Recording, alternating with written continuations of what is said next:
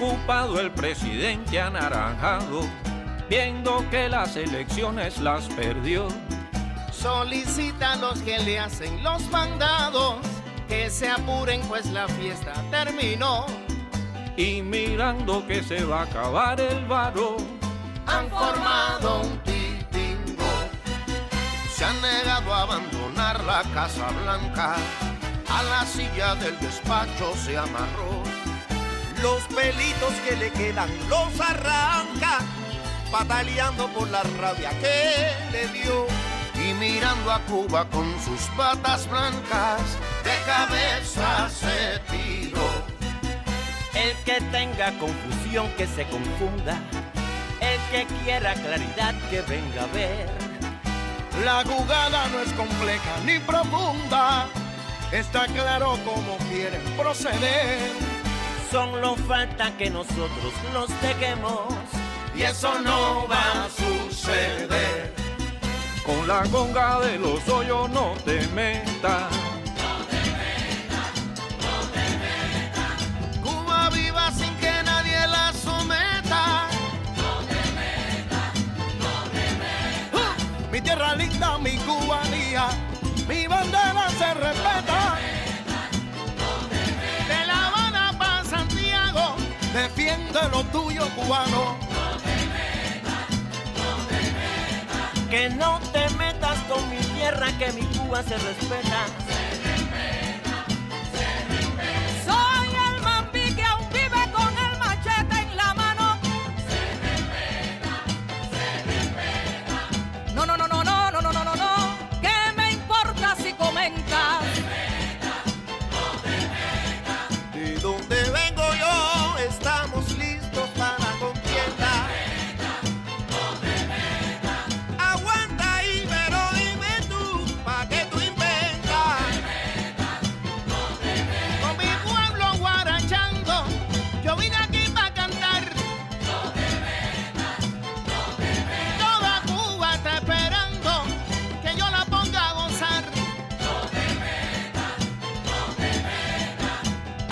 Nadie tiene miedo, tú conmigo no te metas.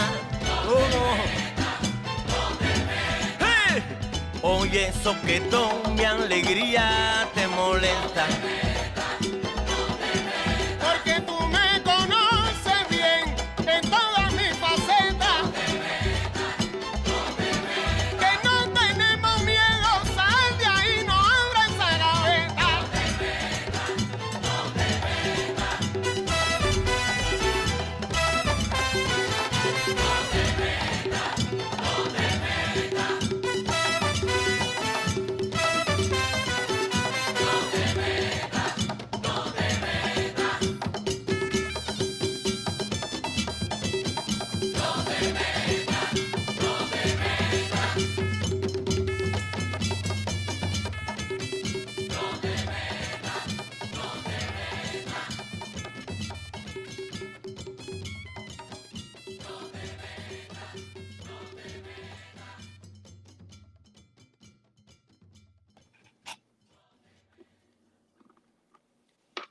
Hello, Assalamu alaikum, welcome everyone, and welcome back to the Revolution Within the Revolution.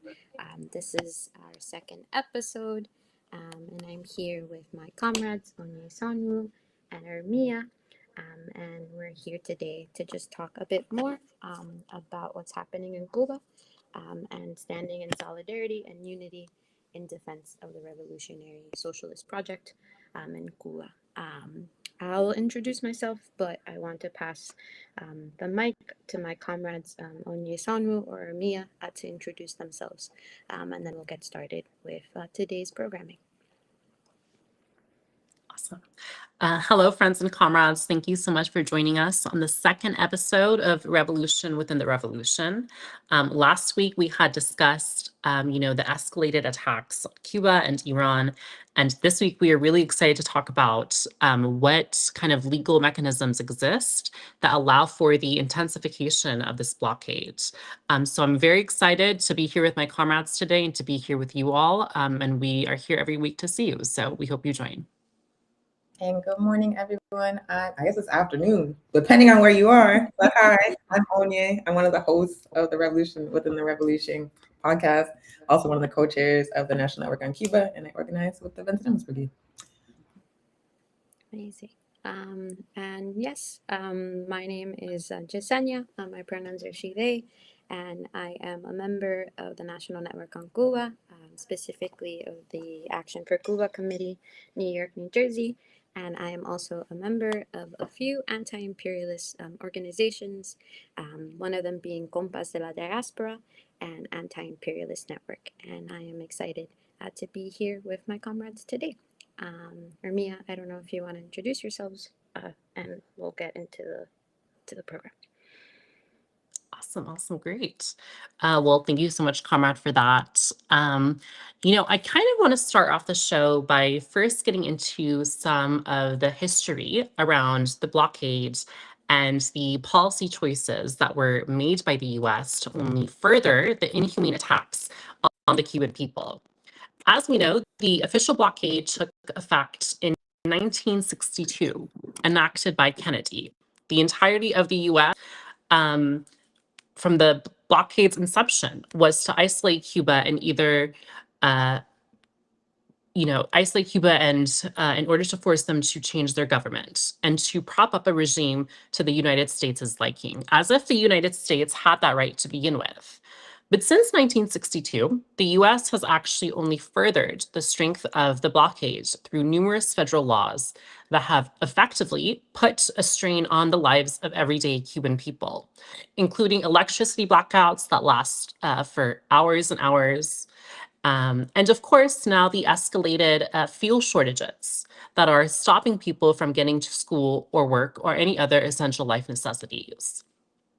One of these policies includes the Cuban Democracy Act that literally states in the body of its text that its main purpose is to maintain sanctions on the Castro regime, quote, so long as it continues to refuse to move towards democratization and human rights. While, of course, we know the entire world every year at the UN agrees that this economic warfare against Cuba for no other reason than regime change goals, is one of the biggest violations of human rights in the modern day. But another one of these policies, signed into law by Clinton in 1996, is the Helms Burton Act, which has only expanded the scope of the blockade and really has served as the legal backbone of the blockade for decades now. It solidified explicitly into law the criteria that must be met for the blockade to be lifted and extended punishment to foreign companies who decide to have any relations, any trade with Cuba. Which means, of course, the act allows the US to take legal action, not just against US companies, but any company in any country if they decide to trade with Cuba, including banning them from the United States and doing any work with the United States, effectively demanding both states and companies to choose between the US or Cuba. The act also controls former property owned by Cubans who were exiled after the revolution and have now become US citizens, putting criteria on that. Which of course we know is problematic to begin with because of the exploitation many of these gusanos were responsible for before the revolution.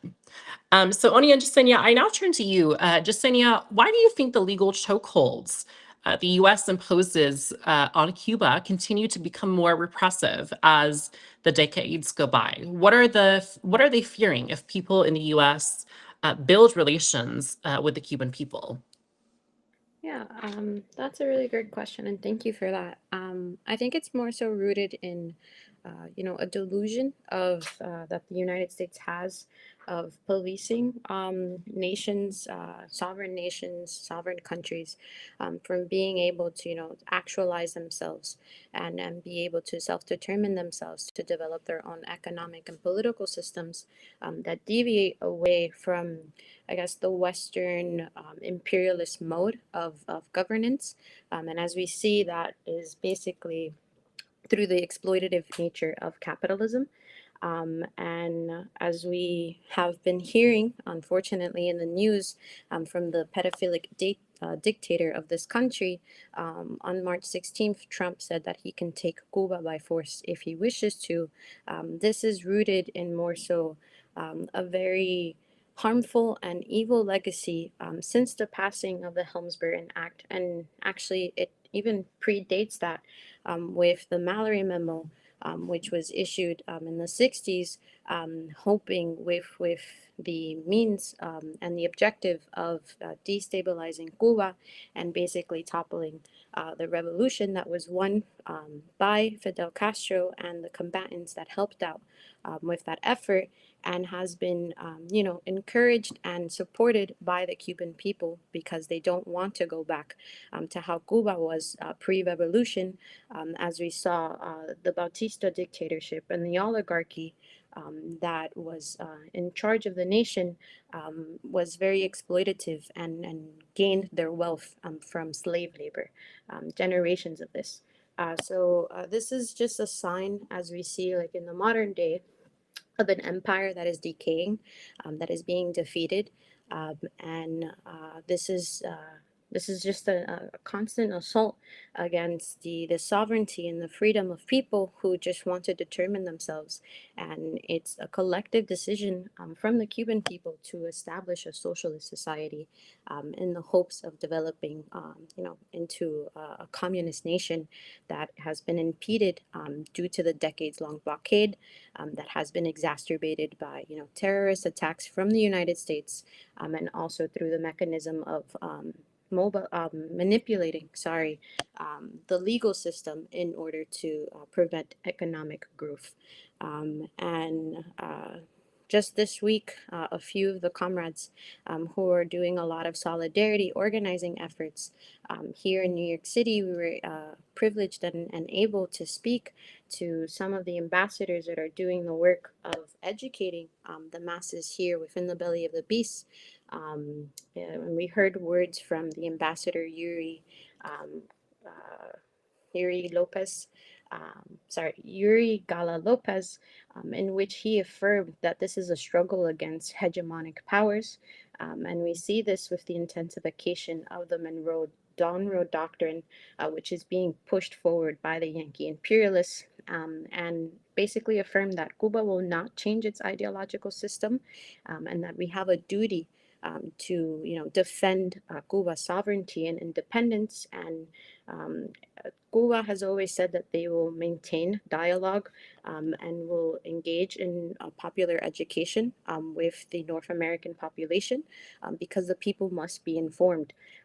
So I think that the imperialists fear this form of education going into fruition so that people know the truth as to what's actually happening in Cuba and how the United States is impeding this small island in the Caribe from being able to, hold relations with the rest of the world that is so pivotal. So as we see, and we've stated multiple times in like discussions over the years, the United States' efforts to isolate Cuba has only been met with defeat. Their means hasn't like gained any traction at all, and actually, the United States is the one that has been isolated because the entire international community is in solidarity and unity with Cuba. So they fear the people of the United States knowing the truth, because once people know the truth, then change is only something that happens naturally, and we won't be living under exploitation and manipulation anymore. So I think this is what the United States reactionary government, the Epstein class of the United States, fear more so than anything.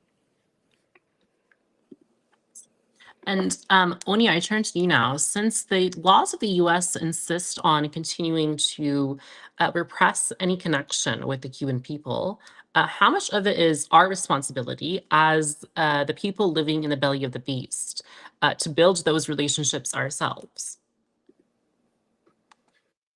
Mute myself. So I would say Jasenia really laid it out. Like we have to be intentional and disciplined about building people-to-people connections with our Cuban comrades. There are many, many many Cubans living in the United States that oppose US policy against the island, like the right-wing Cubans, get a lot of the media, a lot of the attention. But the reality is that quite a large number of people have had to leave the island thanks to conditions created by US policy.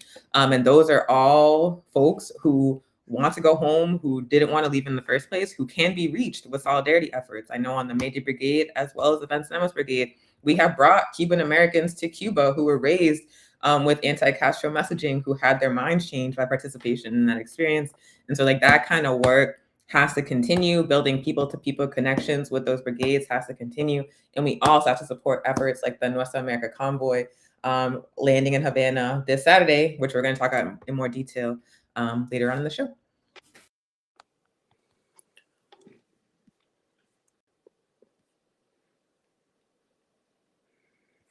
Awesome. Thank you both for that. And now on the Helms Burton Act, more on it.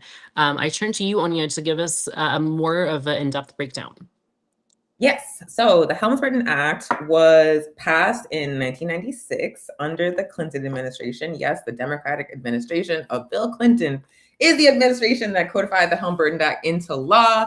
It's named, one of the names in the act, Helms, is for Jesse Helms, who is, or was, because he's dead, thank God, but was a very strident segregationist, like super duper racist, anti-Cuban, anti-communist, anti-Haiti. He was on the, what is it called? Like the Senate Foreign Relations Committee, just tearing things up, just being like a piece of garbage. And so the Helms Burton Act is like one of his legacies of contributions to US imperialism. So essentially what the Helms Burton Act does, it's also known as the Cuban Liberty and Democratic Solidarity Act of 1996. It's made up of 4 titles, and I'm going to break down what each title does. So Title I of the Helms Burton Act essentially codifies the US blockade on Cuba into law. It also prevents any sitting US president from ending the US blockade on Cuba unless specific provisions of the Helms Burton Act, which are laid out in Title II, which I'm going to explain in a second, are met. So basically the Helms Burton Act says like this is official US law when it comes to blockading Cuba, and the president, not even the president himself, can overturn this unless both chambers of Congress meet and agree to let the president overturn this, which apparently is even more than they're required to do to go to war. Like they bombed Iran, they gave genocidal weapons to Israel to carry out the genocide in Gaza without congressional approval, but to end the genocidal blockade on Cuba, they got to go through all these hoops. The other thing that Title I does is express US opposition to Cuban participation in international financial institutions. It establishes plans for US propaganda outlets, media outlets, broadcasting to Cuba and trying to turn Cubans against the Cuban Revolution. It also authorizes US financial and political support for dissident groups in Cuba. So groups that want to overturn the Cuban Revolution, the Helms Burton Act says the US can fund and support them. Title II of the Helms Burton Act basically mandates what is required in order for the US to end the US blockade on Cuba. And so some of those requirements include mandating a transition away from socialism in Cuba to multi-party liberal democracy in order for the blockade to be overturned. Yes, the US government says that Cuba must put in place a government of the US's choosing in order to not be blockaded. It also says that any new government that Cuba forms in response to US blackmail cannot include any member of the Castro family because they shook. Title III of the Helms Burton Act allows US companies who assisted in the colonization of Cuba prior to the Cuban Revolution. They were enslaving Cuban people, they were exploiting Cuban people, they were stealing Cuban land, they were destroying Cuban resources.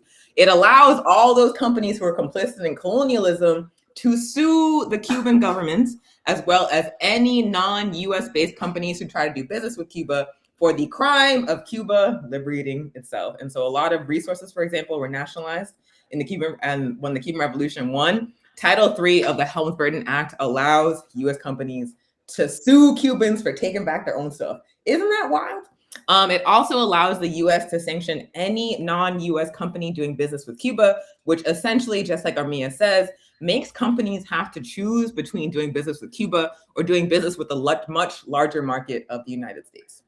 And then lastly, Title IV bars Cuban and non-US government officials and their families who do business with Cuba from entering the United States. Title IV of the Helms Burton Act has already been used to bar businessmen from like Mexico, from Spain, even from the Zionist entity Israel. They've fallen victim to Title IV of the Helms Burton Act. All of it is really intended, again, to isolate Cuba from the global economic system and to cause so much suffering to the Cuban people that they rise up and overthrow their government. We already know that's not going to happen.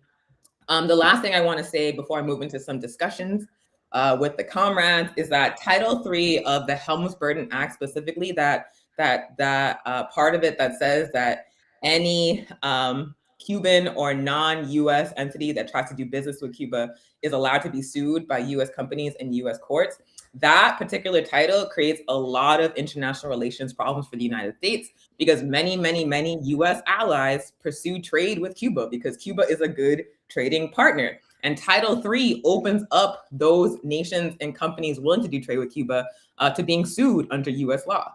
So every single president administration since 1996 has suspended the implementation of Title III until 2019, when the Trump administration decided that they were going to allow it to come into force, which has opened up a number of lawsuits against the Cuban government, which is Sandy's going to talk about. But essentially, Title III, the U.S. knew that Title III was going to create a lot of problems for its own international relations, and so that is why U.S. presidents, until Trump, decided to suspend it because they understood the implications, even though they made this law in the first place. So, question I have for y'all, and let's pass it to Jasenia first. So, Title III allows U.S. nationals to sue foreign companies for doing business with Cuba. For years, like I said, presidents suspended this provision to avoid damaging relationships with U.S. allies. Why do you think that Trump decided to allow Title III to be activated in 2019? And what does this tell us about how the U.S. government balances international alliances with its policy towards Cuba? Well, I think that Trump allowed for Title III to be implemented and pushed it forward, which was something that previous, war criminal U.S. presidents had suspended because he's trying to fulfill the aims of, the Mallory Memo and also of implementing full force what's happening with the Helms Burton Act, because he just doesn't care about the well-being of the Cuban people, but also wants to, as you said, issue restrictions against the revolution, so that people can turn their backs and go against the revolutionary aims and means as set forward by Castro and the other combatants who have been very pivotal in bringing to fruition the goals of the socialist revolution, to be able to, ensure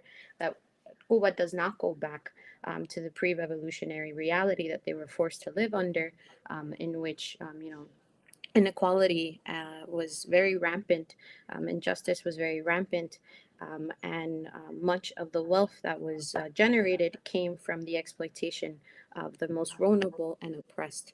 And as we see with the policies and the direction that Donald Trump has been taking in his leadership here within the belly of the beast, we see that the right wing doesn't have the care or even wants to keep the attention of the people in mind.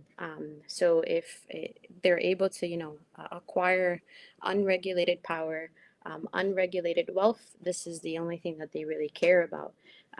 And essentially, the second question: what does this decision tell us about how the U.S. government balances international alliances with its policy towards Cuba? I don't think that they care about international alliances, as we see with the ongoing genocides that are happening in Palestine, Sudan, and Congo.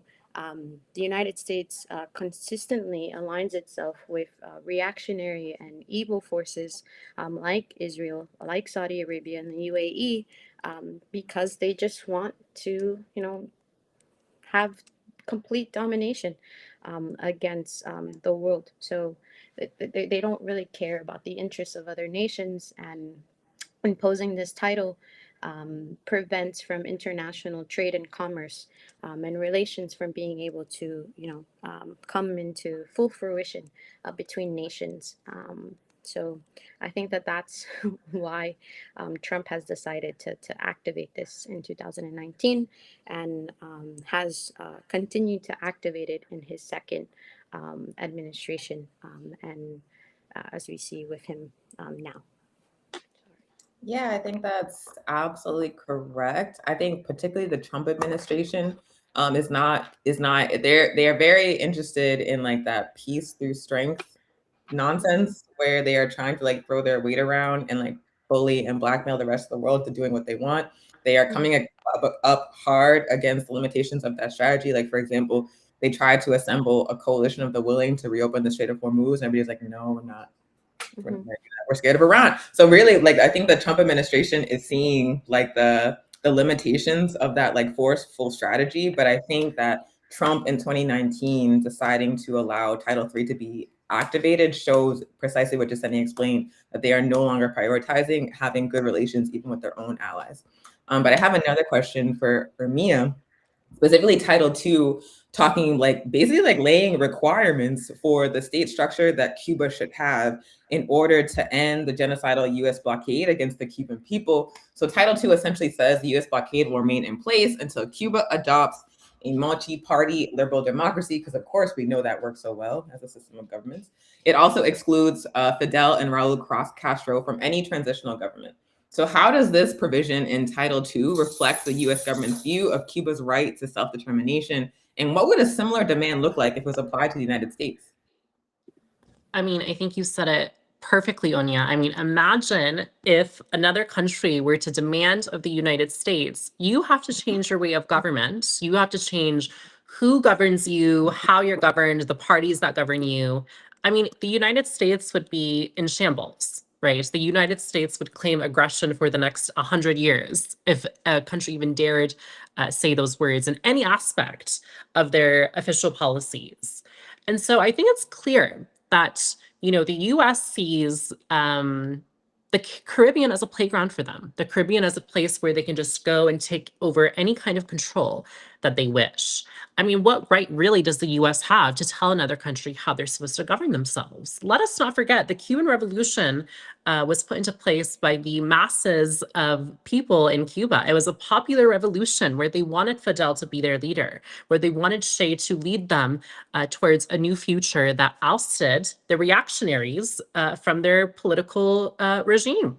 And so when we recognize that, we have to understand that the US actually doesn't care about the self-determination and the struggle and the wants of the Cuban people and what it is that they are wanting for themselves and how it is that they want to govern themselves. And so instead of recognizing, this revolution is legitimate, which it is, and their government is legitimate, it's decided that Marco Rubio and US politicians and gusanos should be the ones to govern Cuba instead. And as we know, that's deeply, deeply, deeply unpopular. And so let's be honest about what's happening here. The US thinks it owns the world. The US thinks that every country should be under its thumb, under its control, under the notion of liberal democracy. But we have to question, is liberal democracy really the best way to advance the people's position in society? I mean, look at where we're at right now. We live in a liberal democracy where ICE agents are hunting down people and killing them in the streets, where women and queer people are losing every aspect of our rights. I mean, we have to be open and honest about the fact that liberal democracy is not the best system, and it's not the system that every country around the world wants to partake in. Couldn't have said it better. Absolutely correct. The US constantly tries to frame the US blockade on Cuba, the naval blockade cutting off Cuba's access to oil, and all its interventions and attempts to overthrow the Cuban Revolution as in the best interest of the Cuban people. But Title II of the Helms Burton Act, along with so many things, as Ermaya laid out, really show that it's not about the well-being of the Cuban people. It's about the U.S. desire to dominate Cuba, to have Cuba as a colony of the United States, to exploit Cuba's resources and to exploit the Cuban people. They will not allow that to happen. They built the system of governance, socialism, that they want to have, and they have the right. They have the right to build socialism. The U.S. does not get a say. However, the Trump administration allowing Title III of the Helms Burton Act to be activated has had immediate consequences for the Cuban Revolution and for attacks on Cuba. And to talk about what that looks like, I'm going to pass it to Justenia. Thank you. So as Onyi said, basically the implementation of, Title III of the Helms Burton Act has essentially created like a private right of action, allowing U.S. nationals to sue in a federal court any person or entity that traffics in property confiscated by the Cuban government after January 1st, 1959. It prevents from, corporations and business people from being able to do trade and relations with Cuba, which is very detrimental, not just to the economic framework of Cuba, as we see with the 66 plus year blockade, but it also prevents from, unity and relationships from being able to be formed between nations. And, the aim of the United States is to isolate Cuba from the entire international community, which hasn't happened at all. We see that the international community is constantly in unity and solidarity with Cuba, speaking out and denouncing the blockade, speaking on their behalf in front of the United Nations Assembly. And as we see with the Nuestra América Convoy going to Cuba and dropping off very necessary material aid that is accessible here within the belly of the beast, but has been very restricted and difficult to come by because of the blockade.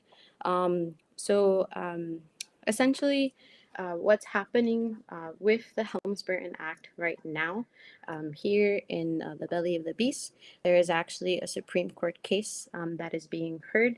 And it is essentially a lawsuit that ExxonMobil has introduced against Cuba Cinemax Corporation. And the last hearing was heard on February 23rd. And essentially, ExxonMobil is suing Cuba Cinemax from being able to, acquire its own oil, from being able to nationalize their reserves, to be able to fuel their country and maintain electricity, to not be essentially restricted from being able to grow itself. So essentially, sorry, I'm losing my train of thought. Essentially, what this lawsuit is being done, it was filed under Title III of the Helms Burton Act, and it was viewed as something that is illegitimate by a lower court, and it was found to be invalid under the Foreign Sovereign Immunities Act of 1976 due to international law agreement, in which it states that one nation cannot be sued in the courts of another unless it qualifies for an exception. And it was ruled by a lower court that Exxon does not qualify, and it was actually denied this exception status. But ExxonMobil did not take the lower court's ruling into account, and they've escalated it to be something that is heard in the U.S. Supreme Court. And as we know, it is a reactionary branch of legislation that is currently under the beck and call of this dictatorship. And if it continues to move forward, whatever decision the Supreme Court takes into account, it won't be something that is based on actual jurisdictional and legislative authority. It won't be a fair trial. But the United States doesn't operate under fairness, and it doesn't uphold justice either. And essentially, the Supreme Court, if the Supreme Court rules in favor of the corporate plaintiffs, it's going to create a new avenue for private actors to capitalize on the the growing intensification of attempting to do regime change in Cuba, and it will further boost vulture capitalism that is already driving much of U.S. policy in Latin America, as we saw with this very ridiculous Shield of the America summit, which was a convention of reactionary far right leaders, all coming together to push forward the demands and the unjust um, restrictions imposed by the Don Road Doctrine. This court case is just going to intensify that to a different magnitude. And essentially, the United States is only good at manipulating and weaponizing legalism to act in against the favor of the people. So this is something that we're seeing happening in real time with this lawsuit and this court case.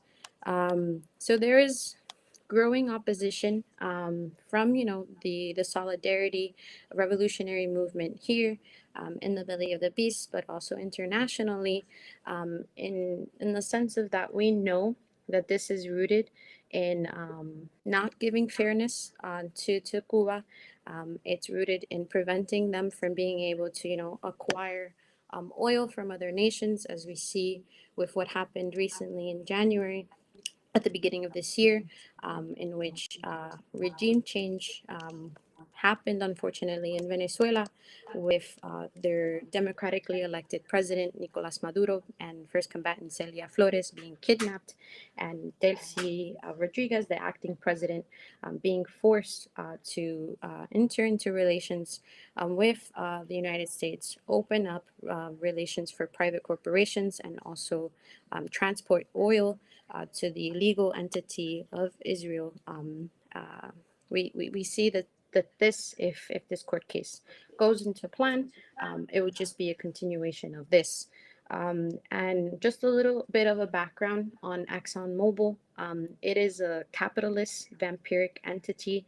It is a vulture capitalist corporation that has actually stolen over $34 billion just this year alone, worth in crude oil from 30 Native American ancestral homelands, of which they are currently occupying. So while the United States continues to, do an imperialist aggression against Cuba, as Comrade Armia said, they're also doing this within here and within the empire. They have no qualm with doing assaults against civilians, with the militarization and intensification of ICE attacks in neighborhoods that are just trying to live, trying to be in harmony with one another, regardless of whether they have status or not, which is just an illusionary tool to keep people further divided from one another and continue to widen the gap between all of us and with the ruling class, but also they continue to occupy native ancestral lands here in the United States, in Turtle Island, as the actual name of this country is. And they're doing this in the Caribe and Latin America. So this court case is essentially a sham. It's not something that is fair. And if it goes forward, it's just going to give more power and open and create new avenues for private actors to capitalize in the country, but it will also be a risk of I guess reversing the progression of the Cuban Revolution, of the Socialist Revolution, and unfortunately will bring the country back to the pre-revolutionary era, as we saw under the Bautista dictatorship. So this is something that we have to constantly, denounce and come to the defense of Cuba, because, as it was said, that Cuba is willing to defend its sovereignty and its independence, and it's not going to change its ideological system. So they're not going to revert back to the pre-revolutionary era, because it wasn't something that was helpful, nor was it something that was allowed for equality and justice and peace to reign over the land. So with that being said, I do have a few questions to ask our comrades. So the first question that I would like to ask, and I think I'm going to go to Onye for this. What is the human impact of Title III being activated and the blockade intensified, as we see with what's currently happening in Cuba? I mean, I think you just laid it out in detail. The intent of the Helms Burton Act in its entirety is to provide a legal framework for the escalation of the U.S. blockade on Cuba. And so if U.S. corporations are allowed to sue the Cuban government or governments that attempt to do business with Cuba for damages for that, it's just going to be an additional financial burden on Cuba. It's also going to increase the isolation of Cuba in the global economy, which is really like what the Helms Burton Act is trying to do. It's trying to intimidate nations and private companies away from doing this business with Cuba by saying, if you do business with Cuba, we will sue you, we will sanction you, we will not allow you to enter the United States, we will not allow you to do business with the United States. So it's just going to escalate Cuba's isolation by intimidating other nations and companies away from doing business with Cuba. Exactly. Yeah, and it's essentially causing, and will create a further, bridge of inequality to kind of operate and reign in the land, and it will prevent from pivotal and necessary relations between not just nations in solidarity with Cuba, but people who just want to do business with Cuba to be able to grow their economy, but also be in full solidarity and friendship with the nation. So thank you so much for that. And I'll go to Ermia to answer the second question that I have, and I think we can go to the next section. So we've been speaking a bit about, given that Title III of the Helms Burton Act allows private plaintiffs to sue foreign entities for trafficking in confiscated Cuban property, often with the retroactive effect. How does this mechanism align with or contradict the principles of international law regarding unilateral coercive measures, particularly in the light of recurring resolutions adopted by the United Nations General Assembly condemning such measures from taking into effect? Well, I think it's important for us to note, like you said, the United Nations every single year introduces a resolution condemning this blockade, and virtually the entire world votes in favor of it. The entire world except for the United States and Israel. And when we understand that the entire world recognizes this mechanism as this economic warfare mechanism, as a inhumane genocidal tactic, then it's unequivocal there's some confliction with not just international law, but also with international morals and our international community. And so there is no law, right? There is no legal statute, there is no mechanism internationally that allows for the United States to have such control, such domination over an island to the point where even the exiles of the island still have control over their former property, as it states in Title III of the Helms Burton Act. And so we have to recognize that the United States on a world stage is a bully. It does not care about what kind of sovereignty a country has, what kind of international law is being introduced against it. And essentially, it really does not care that the entire world sees its actions against Cuba, against Palestine, against Iran as genocidal, barbaric acts. And so when we understand that the international community has tried to hold the US accountable, and even through these liberal organizations such as the UN, We then understand that there's a lot of failings, even on the international stage, to help protect oppressed nations from the boot of empire. I think you said it best. As we see with like the intensification of, the United States imposing itself on the ability for nations to determine themselves and, establish their own economic system, they do weaponize, the law, essentially to work in their favor without taking into account the interests and the demands of the people. And they essentially hold hostage organizations like the United Nations that are meant to be something in which each nation, in the international community is able to come together to ensure that the direction that we take as humanity as a whole is one that is rooted in allowing for peace and justice to prevail in the land. But the United Nations is a liberal organization. It was created by the same foreign powers that we see as the global north, the imperialist nations of Europe, the United States, sorry, and Israel, which is a false nation. It's not. It's an illegal entity. It doesn't have any backing or ability to be able to exercise its control and demand attention and financial support from the United States. The United Nations doesn't hold the interests of the international community at heart or in mind.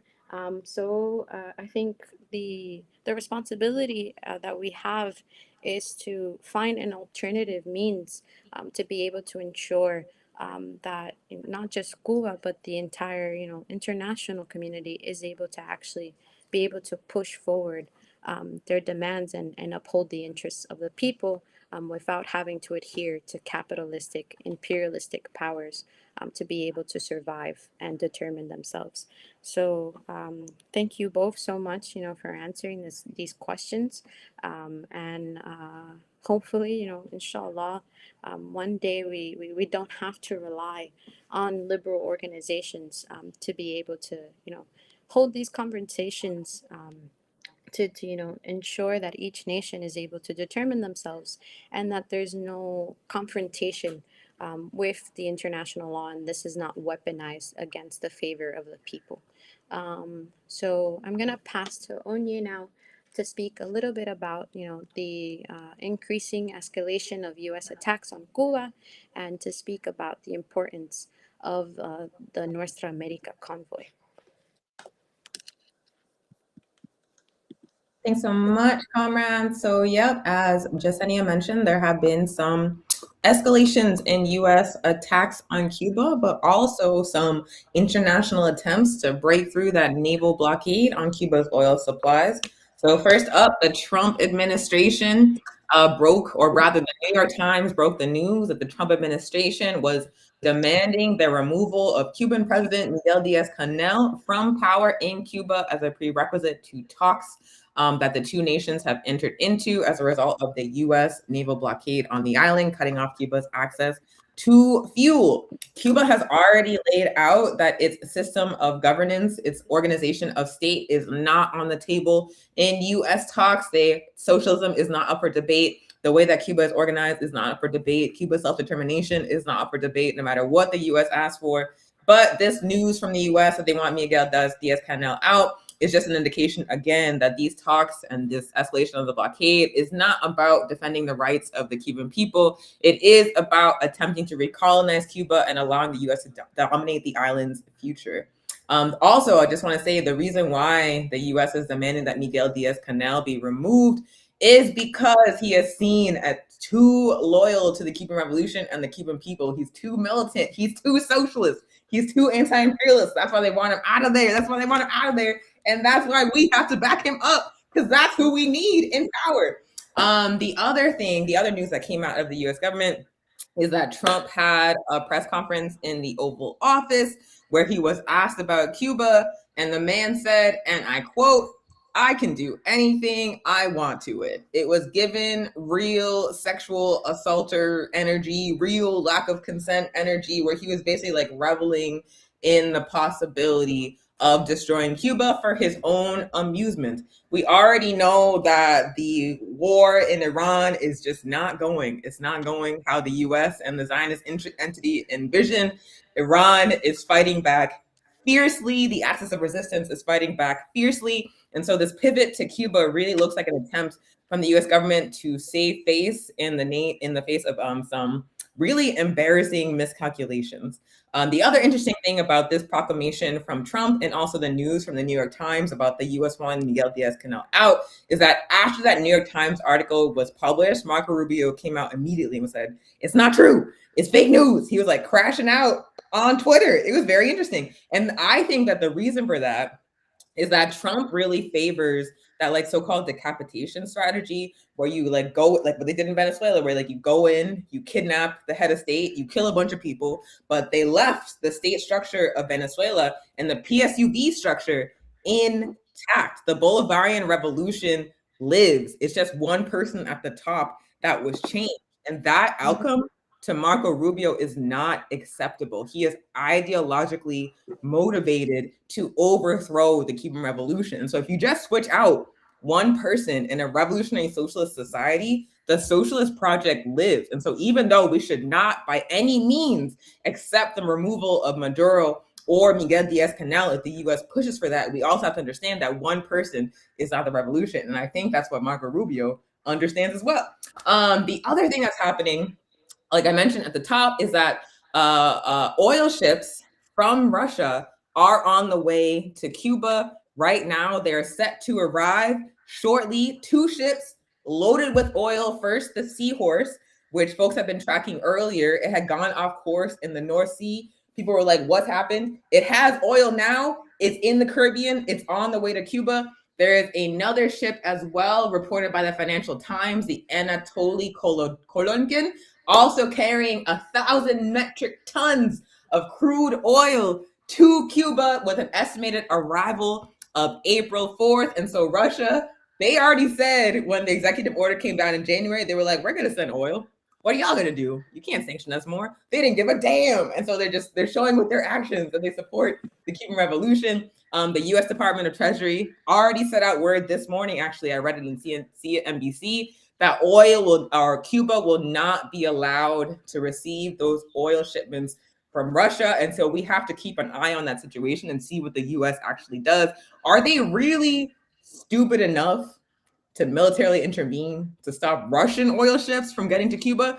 Let's find out. But at least we know that the rest of the world is not going to allow Cuba to be isolated. They are sending humanitarian aid. They are sending oil. They're in the UN saying this needs to stop. The entire world is mobilizing for Cuba as the US escalates this blockade. And speaking of the entire world mobilizing for Cuba, as we mentioned a couple of times, the Nuestra América Convoy, a mission by land, sea, and air of progressive forces from all over the planet, are converging in Havana this Saturday, March 21st. They are bringing material aid. They are bringing solar panels. They are bringing thousands of comrades in solidarity with Cuba to say that we oppose U.S. attempts to destroy the Cuban Revolution. We will not allow you to do this. We are showing up for Cuba in this moment. And so we, as forces in the U.S.-Cuba solidarity movement, have to make the Nuestra América Convoy huge and visible. Even if you cannot be physically present in Cuba on Saturday, I know I cannot. I am still going to boost the heck out of all the social media posts about the Nuestra América Convoy I can find. I'm going to talk about it to people. I'm going to explain what it is to people. I'm going to spread the word as much as I can.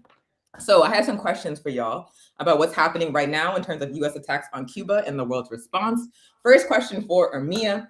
The U.S. military campaign in Iran is not going as planned. Shout out to Iran. How might that be connected to recent escalation of threats and demands against Cuba? Do you think the U.S. is looking for a win elsewhere to save face? What does that tell us about the timing of this moment? I mean, I think it's unequivocal that the United States cannot stand the idea of losing, right? They cannot stand the notion of these countries who they continue to bully actually defeating them. And let's not be fooled. The Iranian Revolution, the axis of resistance, Cuba, the Caribbean, Venezuela, they are all steadfast in their ability to counter the United States. The United States is not as strong and a powerhouse in terms of defeating these nations the way that it props itself up to be. The Iranian people, even when the US attacks them and threatens them, they still come out in mass and say, we are going to defend our revolution and we're going to do it with guns in our hands. So even if there's not an axis of resistance, the masses of Iranian people are still fighting and standing up to the bully imperialist. And so it's no secret that the US has been defeated by our people. And by our people, I mean working class and oppressed people numerous times throughout history. Let's not forget that Vietnam defeated them, and they did it tactfully, and they did it swimmingly. And let's not forget that despite wanting to overthrow the Cuban Revolution for many decades now, it's been 60 years that they're trying to overthrow the Cuban Revolution. They tried to assassinate Fidel over 600 times, and it never worked. And so I think that this needs to be a lesson for the imperialist vampires of the United States, that the global South will rise up, and the global South has the means, has the militancy, and has the dedication to our people in order to do so. And so we're seeing a real balance of power finally being shifted away from the US and towards these people who are in favor of resistance: Russia, Iran, Palestine, Cuba, China. The powerhouses of our resistance are growing, and that is something that we should all be excited about.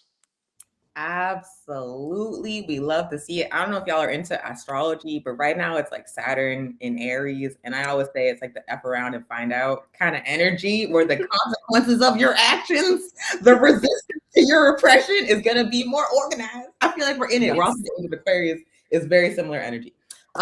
Question for you, Jasenia. So the Nuestra América Convoy arrives in Cuba this Saturday with delegations from across the United States and the world, bringing tons upon tons upon tons of material aid for the island. In a moment of escalating threats against the Cuban Revolution, what role does this kind of people-to-people solidarity play? How does it counter the US narrative and strategy, and how can we amplify the convoy and make it impossible to ignore? Yeah, I think that that's a great question. And it basically just shows that, the international community isn't against Cuba, isn't against the communist revolution that is trying to go into fruition, but is being impeded by the imperialist powers of the United States.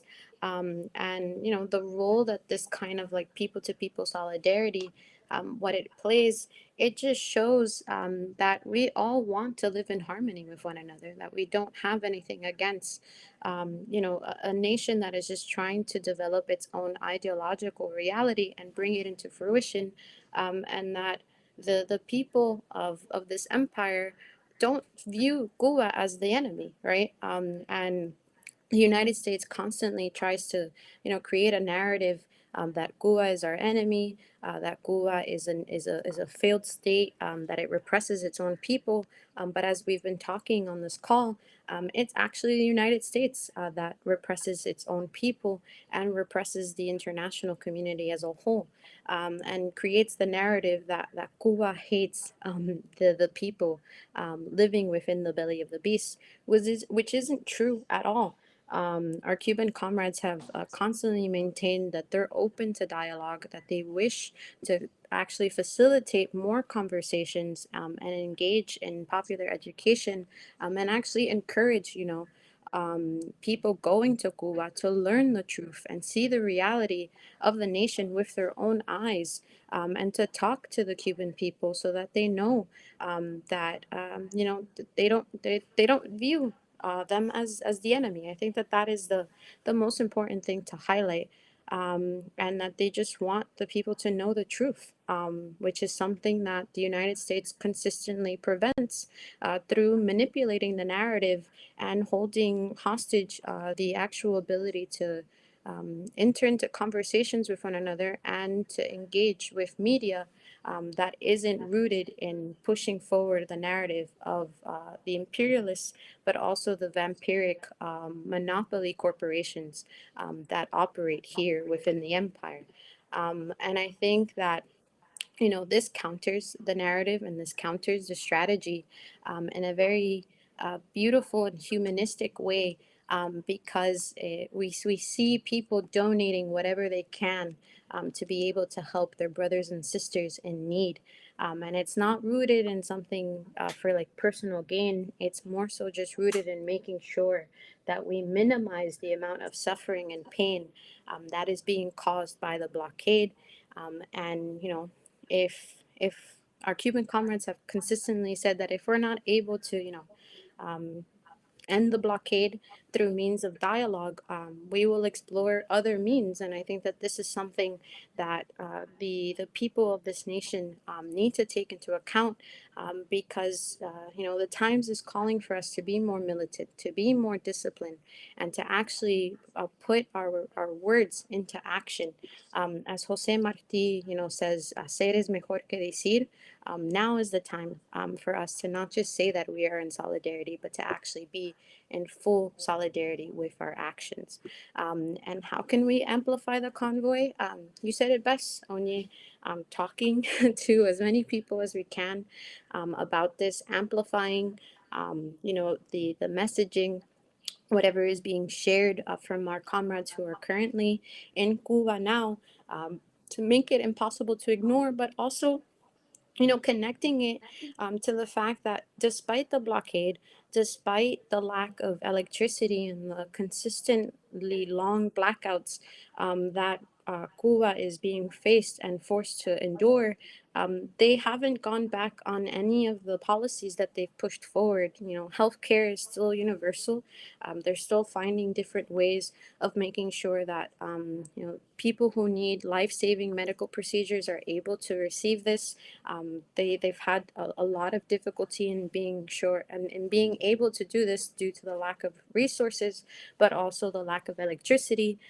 They've pivoted and making sure that their young people, their students, don't suffer by being able to, transform the classroom setting into a virtual setting, which is something that is very detrimental because it's not as accessible to everyone if they don't have electricity. So I think talking about how Cuba has still kept the interests of their people and have still not rolled back on any of the socialist policies that they've pushed forward with the triumph of the revolution, despite their hardships, and tying into the fact that here in the belly of the beast, we don't have accessible education. It's not universal. We don't have accessible healthcare. We have people that are literally dying in the streets, or they're dying due to the militarization and the police brutality that we are being forced to endure. And this government is repressing people internally and also doing it in the international stage. We need to keep amplifying and voicing, being a voice of truth, to actually challenge the narratives that the United States is trying to push forward. And as Comrade Amia said, the United States is doing as much as they can in order to get a win. We have to consistently show them that they're not going to get a win by forcing nations to surrender to their demands by doing a collective punishment and inhumane tactics to bring the fall of a nation that is never going to fall, inshallah. And yeah, I think that is the best way for us to amplify the convoy, but also amplify the narrative that we are in full solidarity and unity with our Cuban brothers and sisters, with the Cuban Revolution, and we want to bring socialism into the United States because the people here can no longer stand, the conditions that we are being forced to live under due to the Epstein ruling class wanting to force domination and gain unregulated wealth through exploitation. Okay, so multiple National Network on Cuba organizations are going to be on the ground on the island for the Nuestra América Convoy, including the Democratic Socialists of America, Global Exchange, Code Pink, Levante por Cuba, and IFCO Pastors for Peace. Also, our comrades from Belly of the Beast, a really important media platform in solidarity with the Cuban Revolution, are going to be on the island reporting, as well as our comrades from Nutidol and the Party from Socialism and Liberation and the People's Forum. So definitely follow all of those organizations, as well as the National Network on Cuba on social media to stay abreast of what's happening with the Nuestra América Convoy this weekend. And again, if you are not able to make it to Havana on the Malecon on the 21st, you can still participate in the convoy by amplifying the folks who are on the ground. Share their social media posts and talk to people in your life about the convoy. And let's make sure that as many people as possible know that it is happening, that it is huge, that it is visible, and that we are uniting to show our collective opposition to U.S. policy to attempt to destroy the Cuban Revolution. But now to share some report backs from the week of action in defense of Cuba, which ended this past Sunday, I'm going to pass it to Armia. Awesome. So as we know, organizations and Cuba solidarity activists around the country have just wrapped up a week of action for Cuba, organized by the National Network on Cuba, as the attacks on Cuba have escalated in the past few months. Cities all over the US engaged in rallies, teach-ins, aid collection efforts, film screenings, caravans, all of which were led by a broad unity of our people who believe in Cuba's self-determination.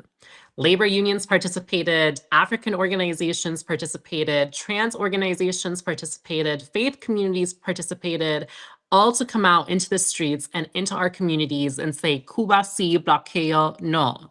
There was a Let Cuba Live screening in Maine, a fundraiser for Cuba in Denver, a picket demonstration in New Jersey, a teach-in on women's advancements in Cuba that was hosted in Brooklyn, a film screening and fundraiser in Nashville, a film screening and fundraiser in Salt Lake City, and many, many more. Onia and Jasenia, I know you all organized and participated in events for the Week of Action yourself in your cities as well. Onia, tell us about the events that took place in Florida. So in Florida, a number of us participated in the 53rd contingent of the Vencemas Brigade, specifically the African Indigenous Palestinian contingent that was in Cuba December to January of this year. We were actually in Cuba when Nicolas Maduro and Celia Flores were kidnapped, and that was intense. So we had, on the first day of the Week of Action in Defense of Cuba, Sunday, March 8th, our local report back here in Orlando and Seminole Territory on our experiences on the African Indigenous and Palestinian Brigade. We had comrades from the All-African People's Revolutionary Party, from the American Indian Movement in Central Florida, from the African People's Socialist Party, all present, sharing their experiences in Cuba and also asking questions about the Cuban Revolution. Another thing that's really like unique to Florida, well, it's not unique to Florida, but we have like a higher concentration than other places, is Cuban Americans that are interested in Cuba solidarity work. And so we had a number of Cuban comrades at our report back asking us questions. We also hosted it at a local restaurant here in Seminole Territory in Orlando known as Gnarly Cuban, which is actually owned by Cuban Americans that oppose the U.S. blockade on Cuba. And so it was a really amazing opportunity to share reflections from the ground about what the Cuban Revolution actually looks like in reality with folks who grew up in Florida, who got constant anti-Cuban Revolution messaging, but are now starting to question it, especially as they see the escalation of the U.S. blockade and they hear firsthand about the suffering that's causing from the family that's still on the island. So as a result of that report back, it was quite successful. It was really cute. We did have like several Cuban American comrades join the Vencemas Brigade local committee in Florida and start organizing with us.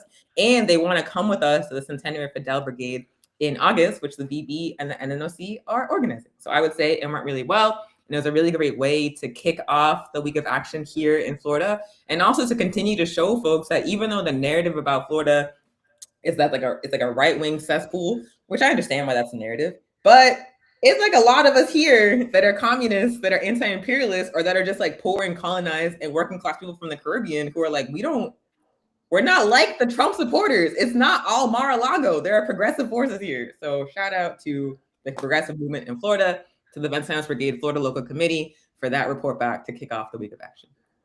Awesome, awesome. Great work, Florida comrades. And Jasenia, I know you were part of the events in New York and New Jersey. The two states had collaborated with one another for the Week of Action. Tell us about the events that took place there.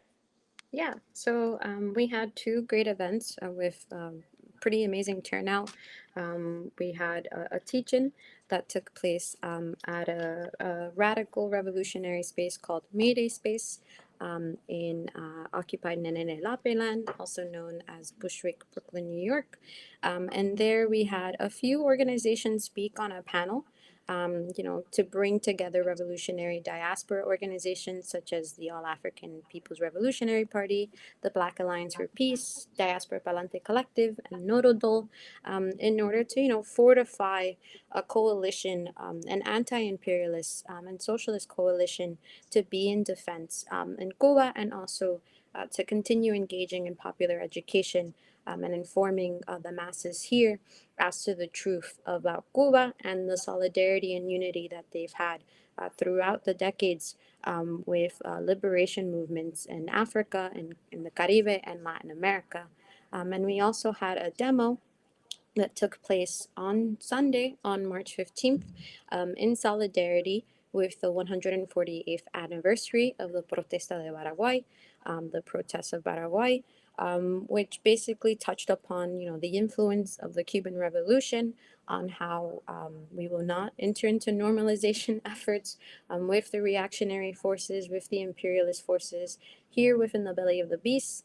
And this actually took place in Harlem, and we started off the rally in front of Hotel Teresa, which, as some of you know, was the hotel that Comandante en Jefe Fidel Castro and Brother Malcolm X met to talk about how to, continue bridging efforts between the socialist movement, but also the Muslim liberation movement to, end imperialism once and for all and end exploitation pushed forward by the Yankees. And there we had a few organizations that are both local grassroots organizations speak and endorse, and then also some of the organizations that participated in the teach-in. And we were just in unity with one another in defending Cuba, but also denouncing the genocides that are happening in Sudan, in Palestine, in Congo, and then also speaking out against the imperialist assaults that took place in Venezuela and the attempts in Iran. So it was a very beautiful action, and it was amazing to be in community with one another, and we hope to continue the work in connection with each other.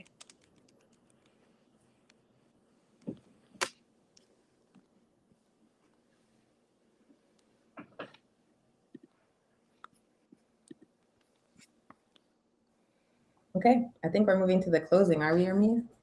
Mm-hmm. I think so. I think we lost Armia. Oh. Yeah, I think she's having connection problems. Okay. Oh yeah, she is.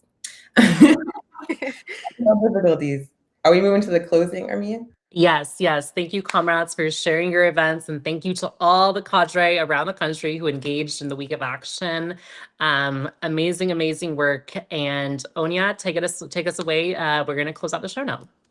Okay, amazing. Thank you so much for joining us for episode 2 of the Week of Action. Oh, not Week of Action. That's all in my brain. It was so exciting and satisfying to see how the entire National Network on Cuba, the Action Committees for Cuba, the VB local committees mobilized in defense of the Cuban Revolution last week. It was very, very beautiful, very, very powerful. We gotta keep it going. So next week, we are going to be reporting back from the Nuestra América Convoy. We got 3 co-chairs on the ground, Comrade Cheryl, Michael, and Cesar. We're hoping to get direct reports back from them about how it goes on Saturday. And a reminder for those of us who cannot make it to Cuba this weekend to amplify as much as you can the Nuestra América Convoy. We really, really, really need this to be huge, to be visible, for the entire world to know that the majority of the world's Earth population does not support U.S. attacks on the Cuban Revolution. So please, please, please amplify that. The other big call to action is that the Vencemos Brigade and the National Network on Cuba are joining forces for the centenary of Fidel. Fidel's 100th birthday is August 13th. So the VB and the NNOC are going to bring 150 people from the US to Cuba to commemorate the centenary of Fidel Castro. The application for this brigade dropped this past weekend. It is open now. I'm going to put it in the chat.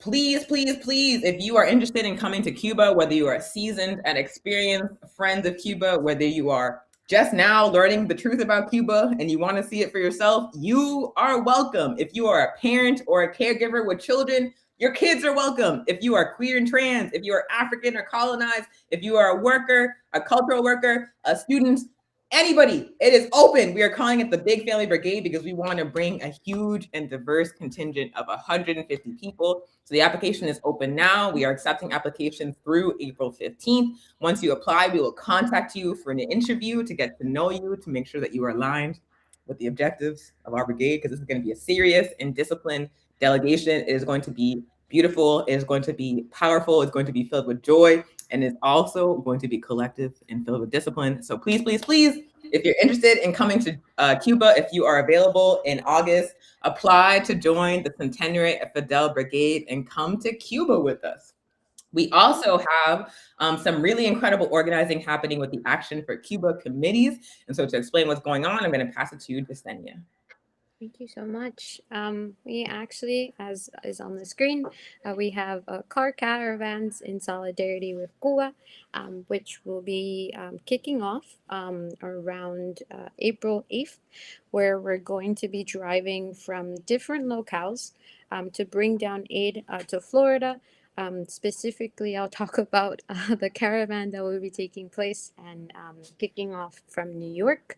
And there we'll be sending off much needed, material aid that we've been able to gather from community members, from comrades, from organizations that are in solidarity with Cuba at this time.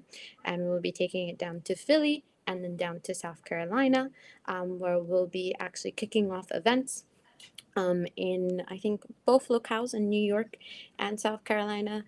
Here in New York, Occupied Land and Lenape Land, we have planned to do a film screening of Afro-Cuban films to, highlight the beauty of the film industry and Cuban films that our comrades have been able to, develop and create, of which has been, pushed back in terms of how much they're able to spread the messaging of the revolution through film due to the blockade.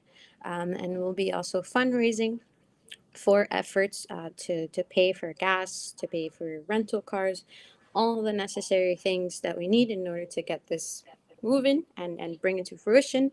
And we'll also be doing a cultural event, inshallah, where we're going to have local grassroots organizations come together to engage in Afro, musical forms of expression, such as bomba y plena, palo, rara, rumba, to be in community with one another and to, be in revolutionary joy with each other, because as we know, the imperialists always try to bring down our morale, to divide us from each other. So this is a good way for us to, show that we will resist in every single means and ways that we can, and we won't let them bring down our discipline. We won't let them bring down our morale, and we're in full unity and solidarity with Cuba. And we'll also be trying to raise much needed funds through a potluck, through sharing with the community different forms of food rooted in Afro-Indigenous customs. And yeah, I think it's a good way for us to be in community with each other before we go on the long road trip down to bring down the much needed aid. And hopefully then, by when we reach Florida, it'll be going on a charter plane and it'll be sent off to Cuba during the May Day Brigade, which is at the end of April. So really good things and plan in motion, and inshallah we're able to bring it into fruition and actualize it in real time. Thanks so much for that recap, Jasenia. That concludes our program for today. Just to recap, your calls to action are amplify the Nuestra América Convoy arriving in Cuba this Saturday, March 21st. Spread the word far and wide. Apply to join the Centenary of Fidel Brigade. That application is in the chat. It's in the chat if you're watching on YouTube or Facebook. If you want to come to Cuba with us, apply before April 15th. And then also support the Action for Cuba's Committee Caravans of Solidarity with Cuba coming to a city near you. If you are in Philly, South Carolina, Tennessee, Florida, Michigan, go to an event to support the Caravan in Solidarity with Cuba. So we will be back next week, next Friday, same time, same place, 1 p.m. Eastern on the National Network on Cuba YouTube channel. Subscribe if you have not already so you do not miss a show. We appreciate you. Have a great rest of your day, and we will see you later. Bye, Thank you, comrades. All power to the people. All power to the All people. power to the people.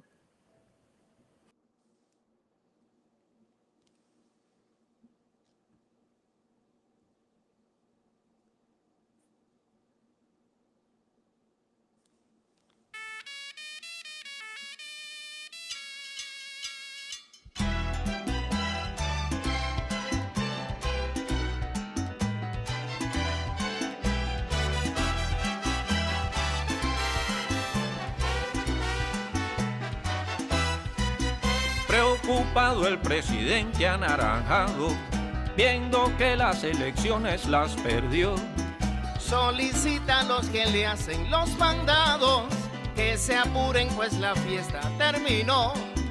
Y mirando que se va a acabar el varo, Han formado un titingo, se han negado a abandonar la Casa Blanca, a la silla del despacho se amarró.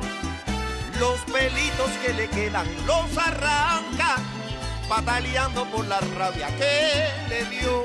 Y mirando a Cuba con sus batas blancas, de cabeza se tiró.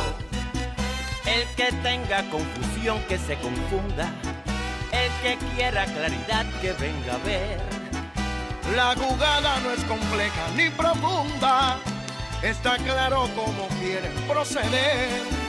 Solo falta que nosotros los dejemos, Y eso no va a suceder. con la conga de los hoyos no te metas. Cuba viva sin que nadie la someta. Mi tierra linda, mi cubanía, mi bandera se respeta. De La Habana para Santiago, defiende lo tuyo, cubano. que no te metas con mi tierra, que mi Cuba se respeta. Soy el mambí que aún vive con el machete en la mano.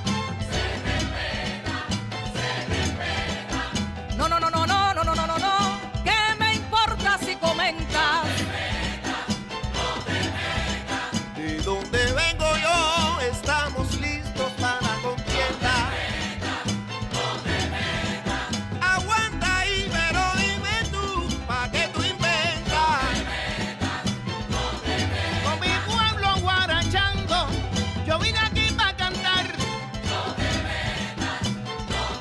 Toda Cuba está esperando que yo la ponga a gozar. Aquí nadie tiene miedo, tú conmigo no te metas. Oh, no. ¡Hey! Oye, soquetón, mi alegría te molesta. Porque tú me conoces bien en todas mis facetas. Que no tenemos miedo, sal de ahí, no abra esa gaveta.